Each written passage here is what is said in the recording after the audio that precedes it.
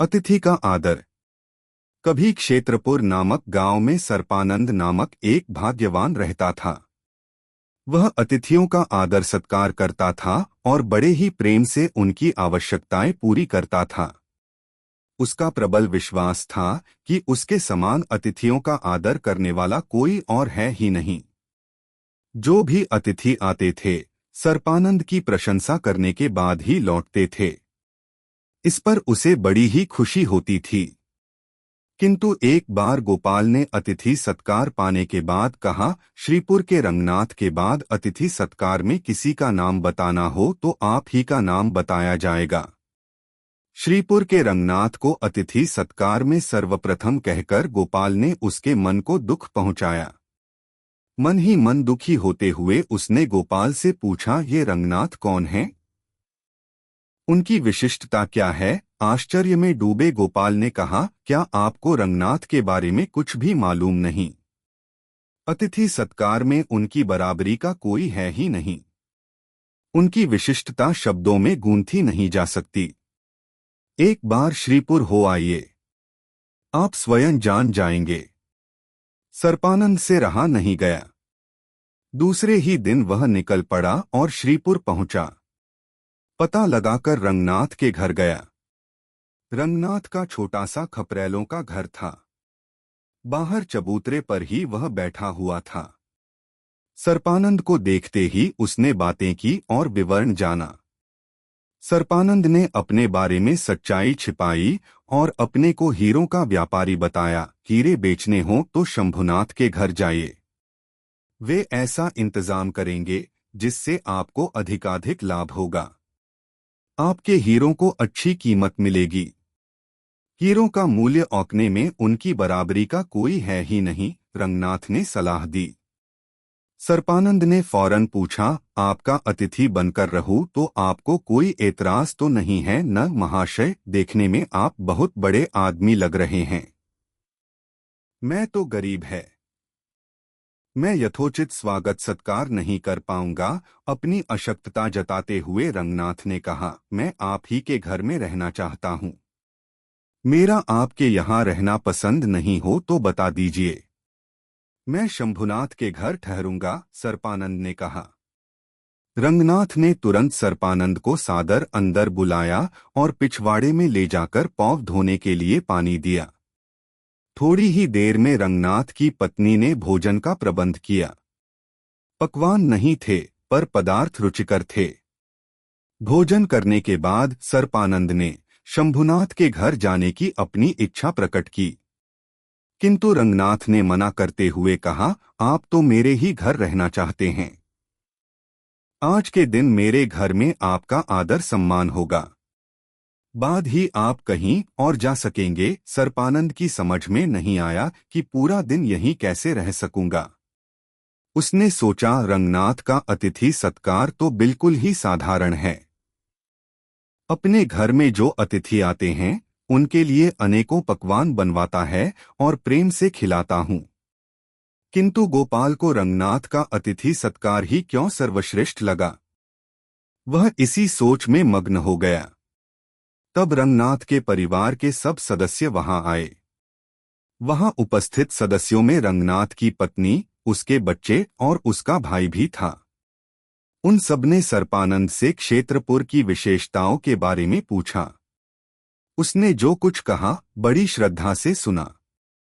बातों बातों में उन्हें मालूम हुआ कि सर्पानंद को संगीत का भी ज्ञान है, तो जबरदस्ती करके उससे 2 गीत भी गवाया। उस दिन तक किसी ने भी सर्पानंद की बातों को ध्यान से और श्रद्धापूर्वक नहीं सुना। उससे पूछकर किसी ने आज तक उससे गीत नहीं सुने। उसके संगीत ज्ञान की प्रशंसा आज तक किसी ने नहीं की। इसलिए उनकी प्रशंसा भरी बातें सुनकर वह बहुत प्रसन्न हुआ। अतिथि सत्कार का मतलब यह नहीं कि पेट भर खिलाएं। अतिथियों की बातें श्रद्धा से सुननी चाहिए और उनकी विद्वत्ता को प्रदर्शित करने का अवकाश देना चाहिए। यही असली आतिथ्य है, सर्पानंद ने मन ही मन सोचा। इसके बाद उसने रंगनाथ के परिवार के सदस्यों से उस गांव की विशेषताएं पूछीं। रंगनाथ ने उत्तर में कहा, हमारे गांव में पुराने मंदिर हैं, फलों के बगीचे हैं, बहुत पहले का एक किला भी है।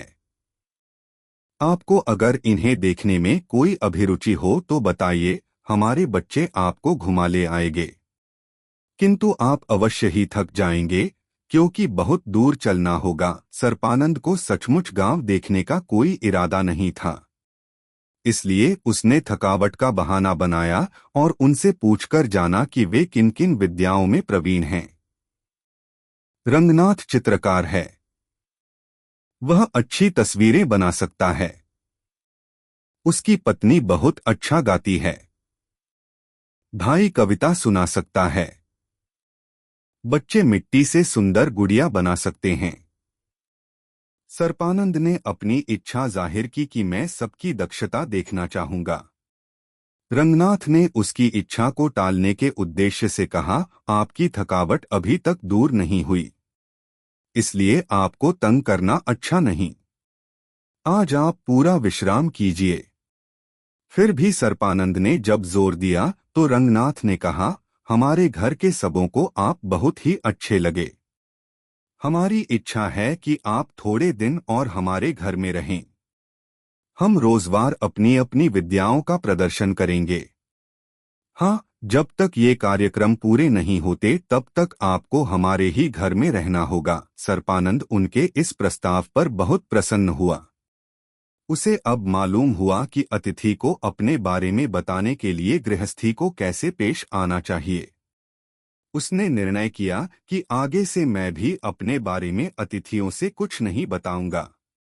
साथ ही वह समझ भी गया कि घर आए अतिथि को 2-3 दिनों तक अपने ही यहाँ ठहराने के लिए कितनी ईमानदारी और तत्परता चाहिए। ऐसा नहीं कि इस प्रतीक्षा में रहें कि अतिथि कब लौटकर चला जाएगा। रंगनाथ की पत्नी ने सर्पानंद को रात के भोजन में उसकी पसंद की तरकारियां बनाईं। दोपहर को बातों बातों में उसने जान लिया, इसीलिए वह उसकी मनपसंद तरकारियां बना पाई। भोजन के बाद सब एक जगह पर बैठे और गपशप करते रहे। बाद रंगनाथ सर्पानंद को एक खाली कमरे में ले गया और कहा, आपकी कोई अपूर्ण इच्छा हो तो बताइए, पूर्ण करूंगा। यह तो असंभव बात है, क्योंकि रंगनाथ साधारण व्यक्ति है और सर्पानंद धनी संपन्न। भला वह उसकी इच्छा पूरी कैसे कर सकेगा? उसे सबक सिखाने के उद्देश्य से सर्पानंद ने कहा, यो पूछना आपको शोभा नहीं देता। मुझे भी इस बात का दुख होगा कि क्यों मैंने ऐसी इच्छा प्रकट की जिसकी पूर्ति आप नहीं कर पाए। आपको भी इस बात पर दुख होगा कि अतिथि की इच्छा आप पूरी नहीं कर पाए। कोई भी हो, क्या यह समुचित नहीं कि वे अतिथि को अपने सामर्थ्य के बल पर ही वचन दें? आपका कहा 100% सच है। मैं पूरी कर सकूंगा, इसीलिए मैंने आपसे पूछने का साहस किया। आप निसंकोच बताइए कि आपकी क्या इच्छा है। देवलोक जाकर अप्सराओं का नृत्य देखने की इच्छा रखता है। सर्पानंद ने कह दिया इस स्वर में मानो वह इच्छा पूरी होगी ही नहीं। रंगनाथ ने उसे पलंग दिखाकर कहा, आप विश्राम कीजिए, आपकी इच्छा पूरी होगी, कहकर वह कमरे से बाहर चला गया। सर्पानंद पलंग पर लेटा हुआ था। दूसरे ही क्षण वह सो गया। उस नींद में उसने एक सपना देखा। उस सपने में वह देवलोक गया। वहां नाचती हुई अप्सराओं को देखा। दूसरे दिन सवेरे जब वह उठा तब बड़ा ही संतृप्त दिखने लगा। रंगनाथ से मिला, अपनी कृतज्ञता जताई और उससे पूछा कि वह ऐसा सपना कैसे देख सका। यह सपना नहीं, सच है, रंगनाथ ने कहा। फिर असली बात सर्पानंद से यो बताई। एक बार रंगनाथ के यहाँ एक अतिथि आया था। वह रंगनाथ के अतिथि सत्कार से बहुत ही तृप्त हुआ। उसने कहा, पुत्र, मैं तपोसंपन्न हूँ।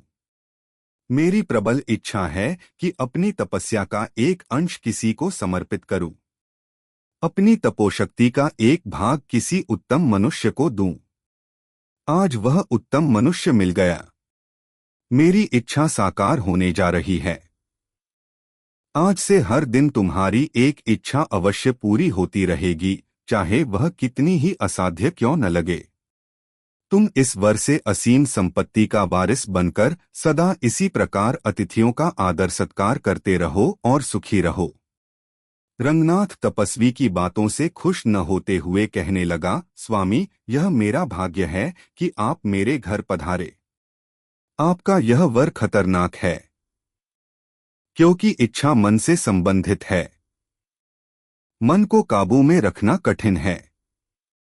इसलिए आपके दिए वर का दुरुपयोग करके बहुतों को शायद कष्ट पहुंचाऊंगा, उन्हें दुखी करूंगा। ऐसा वर तो आप जैसे इंद्रिय निग्रही के ही योग्य है, मुझे जैसे साधारण मनुष्य के योग्य नहीं। अतिथि तपस्वी ने कहा, तो क्या ऐसा वर दूं जिससे हर दिन तुम्हारे यहाँ सोने की 100 अशर्फियों की वर्षा हो? स्वामी, मुझे इतना सोना नहीं चाहिए। मनुष्य को चाहिए कि वह जो भी पाए स्वयं कृषि से पाए, उसी से अपना जीवन बिताए। मैं अतिथि का आदर सत्कार करूंगा भी तो उसी कमाई से जो मेरी कृषि के फलस्वरूप मुझे प्राप्त हुई। मुझे यह वर भी नहीं चाहिए। तो क्या ऐसा वर है जो अतिथियों की इच्छाएं पूरी करने की शक्ति रखता हो, जैसे सोना, रत्न, जवाहरात आदि? अतिथि ने पूछा। स्वामी, तब तो वह मेरे परिश्रम के फलस्वरूप प्राप्त फल नहीं होगा न? आठ अतिथियों को संतृप्त करने की शक्ति मुझे दीजिए, रंगनाथ ने कहा। अतिथियों को संतृप्त करना हो तो धन, वस्तुएं व वाहनों की आवश्यकता पड़ेगी, है न? अतिथि ने पूछा। अगर ऐसा ही करूंगा तो वे मेरे घर आतिथ्य पाने नहीं आएंगे बल्कि दान लेने आएंगे। मैं दानी बनना नहीं चाहता। मेरी तो यही इच्छा है कि दूर प्रांतों से जो मेरे यहाँ आएंगे उन्हें आश्रय दे सकूं, उनका आदर सत्कार कर सकूं। मनुष्य की इच्छाओं का संबंध उसके मन से बंधा हुआ है। मन तृप्त हो तो मनुष्य में इच्छाएं नहीं होती। मुझे ऐसी शक्ति दीजिए जिससे अतिथि के मन को तृप्त कर सकूं, रंगनाथ ने कहा। अतिथि तपस्वी अब भली भांति समझ गया कि आखिर रंगनाथ चाहता क्या है। उसने कहा, उन्हीं को आतिथ्य देना जो स्वयं तुम्हारे यहाँ चले आते हैं। दिन में केवल एक ही बार तुम्हारे अतिथि की असंपूर्ण इच्छाएं रात की निद्रा में संपूर्ण होंगी। इससे उसके मन को संपूर्ण तृप्ति प्राप्त होगी। उस दिन से रंगनाथ उसी प्रकार अपने अतिथियों का आदर सत्कार करता रहा। इन विवरणों को सुनने के बाद सर्पानंद की सारी शंकाएं दूर हो गईं। उसने जाना कि रंगनाथ अद्भुत शक्तियों का उपयोग कभी भी अपने लिए नहीं करता। वह अतिथि के शरीर को नहीं बल्कि उसके मन को संतृप्त करने का प्रयत्न करता है। इसी कारण गोपाल ने रंगनाथ की बड़ी प्रशंसा की और सलाह भी दी कि एक बार स्वयं उनसे मिलकर आइए। अपना गांव लौटने के बाद सर्पानंद ने अपनी पद्धतियां बदल लीं।